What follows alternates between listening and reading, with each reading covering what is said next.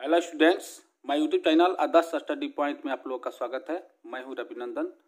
आज आप लोग देखेंगे संस्कृत के वीवीआई ऑब्जेक्टिव क्वेश्चन का सही ऑप्शन जो मैट्रिक बोर्ड परीक्षा के लिए बहुत ही महत्वपूर्ण है, इसलिए वीडियो के अंत तक बने रहिएगा। सभी प्रश्नों का उत्तर आपको सिद्धांत के साथ बताया जाएगा, यानी कंसेप्ट के साथ बताया जाएगा, इसलिए ध्यान से देखते रहिएगा।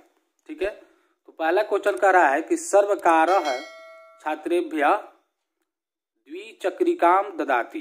रेखांकित पद में कौन सी विभक्ति है? जो रेखांकित पद है छात्रेभ्य, इसमें कौन सी विभक्ति है ये बताना है। तो कह रहा है कि सर्वकार छात्रों के लिए द्विचक्रिक देता है, तो इसलिए इसमें के लिए आ गया, तो के लिए के अर्थ में चतुर्थी विभक्ति लगता है। ठीक है, अगर सिर्फ छात्रेभ्य होता तो छात्रेभ्य में आप लोगों को पता है कि चतुर्थी और पंचमी दोनों विभक्ति होगा, क्योंकि बालक का रूप जैसे होता है बालकाय बालकाभ्याम बालकेभ्य, बालकात बालकाभ्याम बालकेभ्य, तो दोनों में बालकेभ्य बालकेभ्य होता है, तो उस प्रकार से छात्रेभ्य छात्रेभ्य हो जाता, तो चतुर्थी और पंचमी दोनों विभक्ति हो जाता। लेकिन इस सेंटेंस के हिसाब से, इस वाक्य के हिसाब से इसमें जो विभक्ति होगी वो चतुर्थी होगी। ठीक है, तो इसका जो सही ऑप्शन होगा बी सही हो जाएगा। दूसरा क्वेश्चन कह रहा है कि सह कर्णेन बधिरः अस्ति। इस वाक्य में रेखांकित पद में कौन सी तृतीय विभक्ति विधायक सूत्र है? तो कर्णेन, जो भी अंक का विकार उत्पन्न होता है किसी भी सेंटेंस में, तो उसमें सूत्र जो लगता है एनांग विकारा लगता है। ये आपको याद करना होगा, एनांग विकारा। जिसे मान ली कर्णेन बधिरः हो गया, कहीं होता है पादेन खंज, यानी पैर से लंगड़ा है, इसका मतलब ये होता है कि वह कान से बहरा है। ठीक है, तो इसमें एनांग विकारा सूत्र आ जाता है। बहुत ही वीवीआई क्वेश्चन है, हमेशा परीक्षा में पूछे जाते हैं। तीसरा क्वेश्चन कह रहा है कि पल्लवी जलेन मुखम प्रक्षालयति। वाक्य की रेखांकित पद में कौन सी विभक्ति? जो जलेन में है वो कौन सी विभक्ति होती है? यानी कि जल से मुख प्रक्षालित हो जाता है, तो इसका मतलब ये हुआ कि इसका जो है करण के अनुसार हुआ करण तृतीया, यानी इसका जो सही आंसर हो जाएगा करणे तृतीया हो जाएगा। ठीक है, अगला क्वेश्चन देखिए। चौथा क्वेश्चन कह रहा है कि गृहम अभीत वृक्षा संति। वाक्य के रेखांकित पद में कौन सी विभक्ति? इसमें रेखांकित नहीं है, इसमें रेखांकित होना चाहिए। ठीक है, तो कौन सी विधायक सूत्र होगा? तो इसमें हो जाएगा आपको, देखिए यहाँ पर अभीत लिखा है वृक्षाम संति, तो सीधा ये अभीत परित सामान्य प्रतियोगी जो दिया है ये सही हो जाएगा। ठीक है, कह रहा है क्रोशम कुटिला नदी। वाक्य के रेखांकित पद में कौन सी द्वितीय विभक्ति सूत्र है? क्रिया विशेषण च काला ध्वनो रतंत संजोगे, तो इसमें काला ध्वनो रतंत संजोगे हो जाएगा। ठीक है, अगला क्वेश्चन कह रहा है कि प्रेम कुमार तीव्र धावती। इस वाक्य में रेखांकित तीव्रम में कौन सी विभक्ति है? तो यहां पर हो जाएगा आपका क्रिया विशेषण च, यानी कि ऑप्शन नंबर ए हो जाएगा। ठीक है, सातवां क्वेश्चन करेंगे पल्लवी पैसा ओदनम खादती। वाक्य में रेखांकित पद में कौन सी द्वितीय विभक्ति विधायक सूत्र है? तो इसमें हो जाएगा आपका कर्तृष्टम कर्मम। ठीक है, तो ये सी ऑप्शन सही हो जाएगा। क्रिया विशेषण नहीं होगा, काला ध्वनि नहीं होगा। ठीक है, और ये तो होगा ही नहीं। मुने किस विभक्ति का रूप है? आप लोग को मुनि शब्द का रूप याद होगा, ये चतुर्थी विभक्ति का रूप होता है। ठीक है, चतुर्थी विभक्ति। बालक शब्द का षष्ठी बहुवचन रूप क्या होगा? तो बालक शब्द का षष्ठी बहुवचन जो होता है बालक से बालकयो बालकानाम, यानी कि बालकानाम, यानी कि बालकानाम जो लिखा है राम या नाम दोनों सही बात होता है। ठीक है, आगे क्वेश्चन देखिए। 10वां क्वेश्चन में कह रहा है कि अपरिछता किस लकार का रूप है? तो ये लंग लकार होता है, क्योंकि आप लोगों को पता है कि जो लंग लकार का रूप होता है पहले उसके मूल शब्द में अ लगाकर उसको लिखते हैं। जैसे कि मान लीजिए कि गम गछ जाना होता है, तो गछ जो होता है गछ में अ लगाकर हम उसको लिखते हैं। उसी प्रकार से पृछ में अ लगाएंगे, अपरिछत अपरिछताम अपरिछन। ठीक है, तो ये लंग लकार इस प्रकार से चलता है, तो ये लंग लकार इसमें हो जाएगा। ठीक है, नयति में मूल धातु क्या है? तो नयति में मूल धातु नी होता है, क्योंकि नी नय ले जाना होता है, नी नय ले जाना, तो नी होता है मूल धातु और नय होता है न ये होता है मूल शब्द और ले जाना होता है अर्थ। ठीक है, आ उपसर्ग से कौन शब्द नहीं बनेगा, ध्यान से देखिएगा। कभी कभी विद्यार्थी सोचते हैं आ उपसर्ग से कौन शब्द बनेगा, बनेगा सोचकर आहार में तुरंत मार देते हैं, लेकिन ये गलत हो जाएगा, क्योंकि पूरा ऑप्शन देख लेना चाहिए। देखिए इसमें आहार है, आहार, आचरण, आश्रम, और इसमें अभिमान है, तो इसमें अभि उपसर्ग है, जबकि इसमें आ उपसर्ग से कह रहा है कौन शब्द नहीं बनेगा, तो नहीं बनेगा ये है, नहीं बनेगा अभिमान। ठीक है, नेक्स्ट क्वेश्चन देखें। 13वां क्वेश्चन कह रहा है कि पराजय में कौन उपसर्ग है, तो पराजय में परा उपसर्ग है। ठीक है, तो परा उपसर्ग हो जाएगा, ये सही ऑप्शन है। मुस्कह का स्त्रीलिंग रूप क्या है, तो मुस्कह का स्त्रीलिंग रूप जो होता है मुसिका होता है। ठीक है, गतवा का प्रकृत प्रत्यय क्या है, तो प्रकृत प्रत्यय जो है कतवा प्रत्यय लगता है, तो गम के साथ ही लगाते हैं मूल धातु के साथ, तो गम प्लस कतवा हो जाएगा। ठीक है, तो यहाँ पर ये सही हो जाएगा, यहाँ पर आधा कर देना चाहिए। ठीक है, कतवा होता है ऐसे, कतवा। ठीक है, आगे क्वेश्चन देखिए, मई पद का मूल रूप क्या है, तो मई पद का जो मूल रूप होता है वह अस्मद होता है, क्योंकि ये अस्मद रूप जो चलता है मई अवयो अस्माकम। ठीक है, ये सप्तमी एक वचन का रूप है मई। ठीक है, तो इसमें अस्मद रूप में ही ये मई होता है। ठीक है, आगे क्वेश्चन देखें। देखिए 17वां क्वेश्चन क्या कह रहा है कि पथिन शब्द का रूप तृतीय एक वचन में क्या होता है। पथिन शब्द में तृतीय एक वचन में देखिए ये दूसरा द्वितीय विभक्ति में होता है, ये चतुर्थी विभक्ति में होता है, और ये तृतीय विभक्ति में होगा। तृतीय विभक्ति के एक वचन में, ये सप्तमी विभक्ति में हो जाएगा, तो ये तृतीय विभक्ति के एक वचन में होता है। ठीक है, पथा। किरणेन ग्रंथ पठयते, इस वाक्य में किरणेन में कौन विभक्ति है, तो किरणेन में जो है विभक्ति जो होता है वह तृतीय विभक्ति होता है। ठीक है,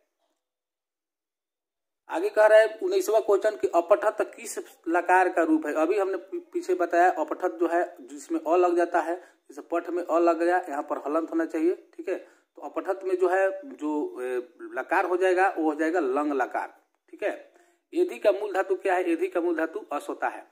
लतया किस विभक्ति का रूप है, तो लतया जो होता है तृतीय विभक्ति का रूप होता है, ये आप लोगों को पता होगा। ठीक है, और पंचमी और षष्ठी में लतया लतया होता है, तो वो उस मत समझ लीजिएगा, तृतीय में लतया होता है। ठीक है, 22वां क्वेश्चन कह रहा है कि हरि हरव पद का विग्रह क्या होगा, तो जो विग्रह होता है वो होता है हरि च हर च। ठीक है, तो ये हो जाएगा डी ऑप्शन।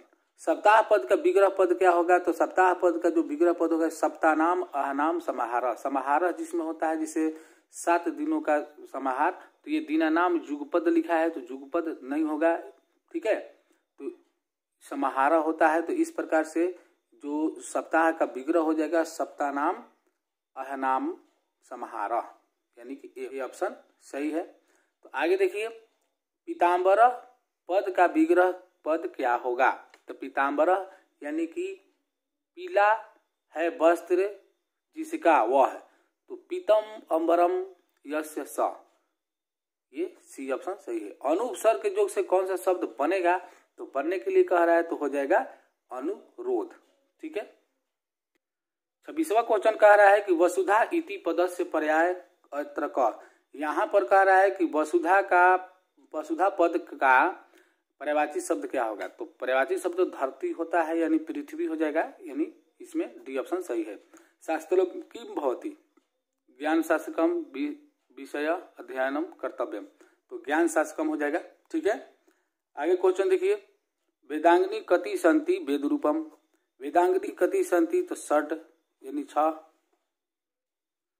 30वां क्वेश्चन कह रहा है कि कुटनी काव्यस्य रचनाकार क, तो कुटनी काव्य के रचनाकार कौन थे, तो दामोदर गुप्त थे। ठीक है, तो ये सही ऑप्शन हो जाएगा दामोदर गुप्त। कस्य महापुरुषस्य जन्म स्थानम पाटलिपुत्र अस्ति, तो गुरु गोविंद सिंह का जो जन्म है पाटलिपुत्र में हुआ था, पटना में हुआ था। 32वां क्वेश्चन कह रहा है कि कस्य राजधानी नगरम पाटलिपुत्रम अस्ति, तो पाटलिपुत्र किस राजधानी नगर में है, यानी कि बिहार प्रदेशस्य होगा, क्योंकि बिहार की राजधानी पाटलिपुत्र। ठीक है, काव्य मीमांसा नामकम ग्रंथ का अलिखत, यानी किसने लिखा, ये राजशेखर ने लिखा था। राज्ञ अशोकस्य समय अस्य नगरस्य वैभवम कीदृशम आसीत्, विपर असमृद्धम समृद्धम, समृद्धम सही ऑप्शन है। ठीक है, एशिया महादेश से दीर्घतम सेतु क, एशिया महानगर के सबसे अधिक पुल कौन है? तो गांधी सेतु है। ठीक है, गांधी सेतु जो है एशिया महानगर का सबसे बड़ा पुल है। 36वां क्वेश्चन कह रहा है कि कारुणिकम बिना केशाम गति नास्ति, तो अलसा नाम होगा। ठीक है, नेक्स्ट क्वेश्चन है तत्रैव कति पुरुषा सुप्ता, वहां पर कितने पुरुष सोए थे? यानी 4 आलस कथा का ये क्वेश्चन है। ठीक है, मरात्मके क, कभी पूछ देगा दुराचारी क, दुराचारी कौन थे? मरात्मके कौन थे? यानी कि व्याघ्र हो जाएगा, बूढ़ा बाघ था। ठीक है, कस्य पुत्रा द्वारा च मृता, धार्मिकस्य। ठीक है, 40वां क्वेश्चन कह रहा है कि पथिक कुत्र स्नानम करोति, पथिक कहाँ स्नान किया था? तो सरसी तीरे, यानी कि सरसी नाम था, वहां पर नदी के किनारे पथिक स्नान किया था, जो बाघ ने उसको लालच देकर वहां पर बुलाया था। ठीक है, महापंके क अपतत, माने महापाकी, यानी कि दलदल में कौन गिरा? तो वहां पर पथिक गिरा था। ठीक है, भाषा से कति नटकानी लभ्यंते, तो 13 होगा। 13 इसमें किधर है? त्रयोदश, यानी त्रयोदश हो जाएगा। कर्ण मुपगम्य इत्यर्थ भवती समीप गत्वा। ठीक है, 44 क्वेश्चन कर रहा है कि शक्र कह अस्ति, तो शक्र जो है देव रूपेण लिखा है, यहाँ पर देव सिर्फ होना चाहिए, देवः। ठीक है, तो ये ऑप्शन सही हो जाएगा। शक्र केन रूपेण परिविशति, तो ब्रह्मांड रूपेण। ठीक है, कस्य यश तिष्ठन्तु, तो गजस्य कर्णस्य धराया शुक्रस्य, तो कर्णस्य हो जाएगा। ठीक है, 45वां क्वेश्चन है कि ब्रीह संहिता केन रचितम, तो वराह मिहिर हो जाएगा, याद रखिएगा, सही ऑप्शन। कृषि विज्ञानम ग्रंथस्य कह लेखक, कृषि विज्ञान ग्रंथ के लेखक कौन है? तो ये मुनि थे पराशर, जो इनके पुत्र हुए थे महर्षि वेदव्यास, जिन्होंने महाभारत जैसी ग्रंथ की रचना की थी। उनके पिता पराशर जो कृषि विज्ञान के ग्रंथ के लेखक हैं। 49वां क्वेश्चन कह रहा है कि पुरींद्र इत्यस्य पर्याय कह अस्ति, तो यहाँ पर अस्ति होगा, तो इंद्र, शिव, महीधर, सरस्वती, तो इंद्र हो जाएगा। ठीक है, कस्मिन काले पाटली ग्राम स्थित आसीत, बुध काले। ठीक है, एनांग विकार सूत्र का उदाहरण कौन है? पहले बताया था कि हम जो अंग के विकार कोई उत्पन्न करता है, जैसे कह रहा है कि सह पृष्ठेन कुब्ज अस्ति, यानी वह है पीठ से कुबड़ है, तो पीठ से यानी अंग के बारे में कह रहा है, तो इसलिए ये सही ऑप्शन हो जाएगा। ठीक है, पूर्व पदार्थ प्रधानो, खाली स्थान में उपयुक्त शब्द भरे, तो जो इसमें जो समास होता है वह होता है अव्ययी भाव समास, जिसमें पहला पद प्रधान होता है। ठीक है, पूर्व मतलब पहला पदार्थ, यानी पहला पद प्रधान वाला समास कौन है? तो अव्ययी भाव समास होता है। ठीक है, आगे क्वेश्चन देखिए, कह रहा है कि किस समास का पहला पद विशेषण होता है? तो जिस समास का पहला पद क्रिया विशेषण अव्यय होता है, तो वो होता है क्रमधारय समास। ठीक है, यहाँ पर प्रधान की बात नहीं कह रहा है, ये विशेषण की बात कर रहा है कि पहला पद विशेषण होता है, तो वह होता है क्रमधारय, जिसे नीलगाय हो गया। ठीक है, तो पहला पद विशेषण है, नील मतलब नीला। संस्कृत साहित्य का विग्रह क्या होगा? संस्कृतस्य साहित्यम। ठीक है, तो ये सही ऑप्शन हो जाएगा। त्रयाणाम भुवनानाम समाहार, 3 भुवनों का समूह, यानी कि त्रिभुवनम सही जवाब हो जाएगा। साहित्य ग्रंथों के शांत संस्कारण नामांतर क्या है? तो वो है गोदान। ठीक है, 57 क्वेश्चन कह रहा है कि नीति श्लोका पाठ किस ग्रंथ से संकलित है? तो नीति श्लोका पाठ जो ग्रंथ है वो है नीति शतक। ठीक है, अपनी उन्नति चाहने वालों को कितने दोषों को त्याग करना देना चाहिए? तो 6 दोषों को त्याग करना चाहिए। ये श्लोक है संस्कृत में कि षण दोषा पुरुषरे हताव्या भूति मिक्षता निद्रम तंद्रम भयम क्रोधम आलस्य दीर्घ सूत्रता, यानी कि षण दोषा पुरुषरे हताव्या, यानी 6 दोष को, उन्नति चाहने वालों को ये 6 दोष छोड़ देना चाहिए। ठीक है, रूप की रक्षा किससे होती है? रूप की रक्षा जो है वृत्ति से होती है। भीखनटोला गांव कहाँ है? तो भीखनटोला गांव बिहार में है। ठीक है। 61वां क्वेश्चन कह रहा है कि वैदिक साहित्य का अंतिम भाग है। वैदिक साहित्य का अंतिम भाग क्या है? तो वो है उपनिषद। ठीक है, उपनिषद सही जवाब होगा। अणु से भी छोटा क्या है? अणु से भी छोटा जो होता है आत्मा होता है। ठीक है, आत्मा अणु से भी छोटा है। काव्य मीमांसा नामक ग्रंथ किसने लिखा है? ये पहले भी मैं बता चुका हूं, क्या होगा? राजशेखर। ठीक है। पाटलिपुत्र किस नदी के किनारे अवस्थित है? तो पाटलिपुत्र जो है गंगा नदी के किनारे स्थित है, आप लोगों को पता होगा। ठीक है। नेक्स्ट क्वेश्चन देखिए, विद्यापति कौन थे? मैथिली कवि। तो बिल्कुल सही जवाब, मैथिली कवि थे। ठीक है। विद्यापति को मैथिल कोकिल भी कहा जाता है। पाटलिपुत्र में कौमुदी महोत्सव किस ऋतु में मनाया जाता है? तो कौमुदी महोत्सव जो मनाया जाता है वह पर्व शरद ऋतु में मनाया जाता है इस समय। ठीक है। नीतिकारों द्वारा शत्रु किसे माना गया है? तो नीतिकार के द्वारा शत्रु जो माना जाता है क्रोध का। क्रोध से किसी बना हुआ काम भी बिगड़ जाता है। ठीक है। महर्षि याज्ञवल्क्य की पत्नी का क्या नाम था? तो मैत्रेयी नाम था। ये आप लोगों को पता होगा, बहुत ही महत्वपूर्ण क्वेश्चन है, कई बार परीक्षाओं में आ चुका है। जनक की सभा में शस्त्रार्थ कुशल महिला कौन थी? तो गार्गी। गार्गी थी, वाचक्वनी गार्गी। ठीक है। अगला क्वेश्चन कह रहा है कि विजयांका किस कल्प की कवयित्री थी? तो प्रथम कल्प की कवयित्री थी। ठीक है। गायत्री देवा